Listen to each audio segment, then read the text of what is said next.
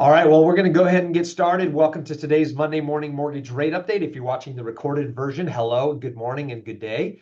My name is Sean Woolen with the Woolen Mortgage Team, and it's an interesting morning for me. It ended up being a little bit of a stressful morning as the markets moved a little bit. So I'll go over that in just a little bit. But it's February. We're already 1/12 of the way through the year. Can you believe it? I can't because it goes way too fast. But let's jump right in with what's happening in the current mortgage industry. What is happening in the current rate market? Here's your today's market update. So first off, today it didn't start out great, and that's because, well, last week we had inflation come over 0.5 month over month, which was a lot higher than expected. They were expecting zero point 0.1, and it came in zero point 0.5. So it was literally 5 times higher than expected. There are some things in the report that, if you look at it more deeply, inflation really isn't this bad. There's some skewed numbers in there, but overall, the market's reacted, and inflation, again, is the enemy of long-term interest rates. When rates go up, then your money that's invested is worth less. So there you go. That was a bad day for inflation on the PPI, and that the Fed's most likely, when they look at this, they're most likely going to move towards the hawkish stance and not cut. Um, well, if it continues like this, they're not going to cut again for a while. So we need to show this inflation coming back down, which it will. It's going to take some time, but this was a bad reading. So kind of messed us up for the short term. Here's what happened with the Fannie Mae 30-year bond. We saw a good run happen.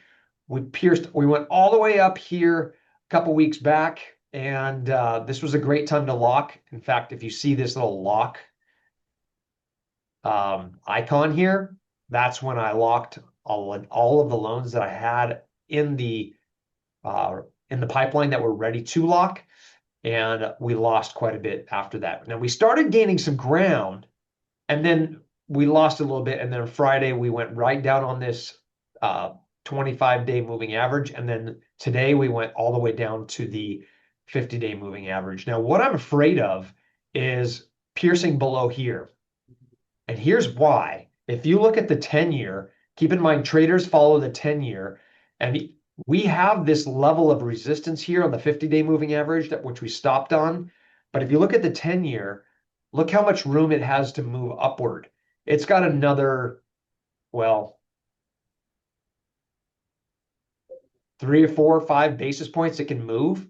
And that's going to potentially drive the 30-year to go underneath this 50-day moving average. So we are really watching this carefully. We do not want this to go beneath here. So we'll look at what's happening in the reports, the economic reports coming out for this week, but not good for the last. So in the last few days of trading, the last 4 days, we lost about 30 basis points. That means about an eighth in rate we lost, but not terrible, but it's not good. It's not good. We want this to climb up here. We want it to get above this 100.5 spot where it's just stuck. And if you look back over the last 3 years, we've approached this line, this Fibonacci line, 3 or 4 times. And every single time we try to go above it, we bounce back down. So I will be very, very happy when one day we bounce above this and stay above it. But for now, it's a one and done cycle. We have to be ready to lock. People that are shopping refinances are getting frustrated because they go above one day, they make a phone call, and then it comes back down. But have patience. We will get there eventually, just never in a straight line.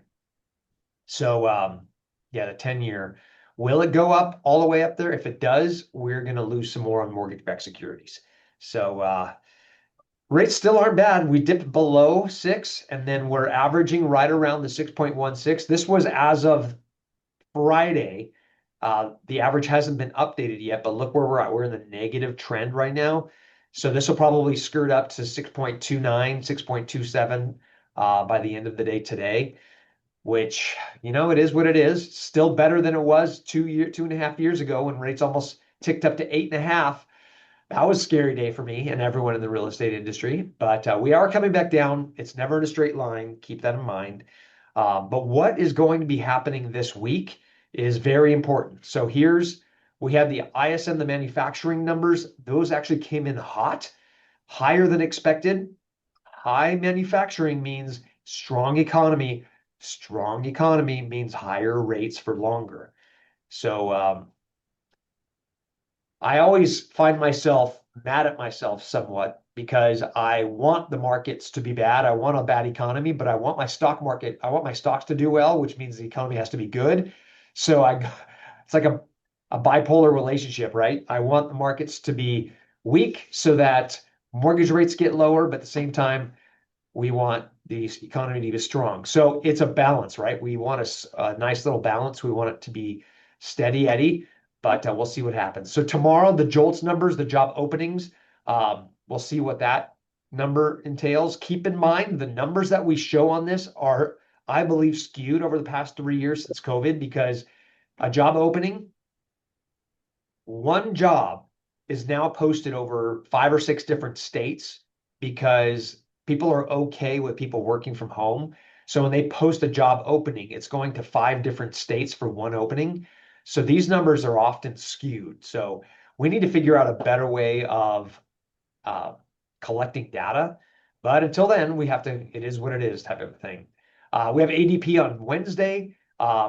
We have ISM non-manufacturing coming out. We'll see what's happening there. And then on the 5th, Thursday the 5th, we have job cuts, which are going to show who's planning on doing job cuts. The Bank of England, we have the ECB rate decision, and then jobless claims again in the afternoon to see kind of what's happening with initial jobless claims. Then on Friday, the unemployment rate, the BLS jobs numbers, what's going to happen with non-farm payrolls. That's going to be a really interesting day. So Friday could be very volatile. Um, we're in a position where we want good news for mortgage rates, not bad news. So if this is strong, if the unemployment rate comes in lower, um, it could be bad news for mortgage rates. So keeping an eye on that. Now, the government is basically saying that they have a lot of money wrapped up or getting ready to. So let me stop my share. They have up to 450 billion in mortgage-backed securities that the FHFA has available to purchase mortgage-backed securities. And well, when are they going to use that? When are they going to start purchasing? Because it's available. When will they actually pull the trigger on that? That's going to be the question mark because once they do, mortgage rates will get better. But until then, we are stuck in this little weird short 6% to 6.25 little bubble, little trading range that we're in.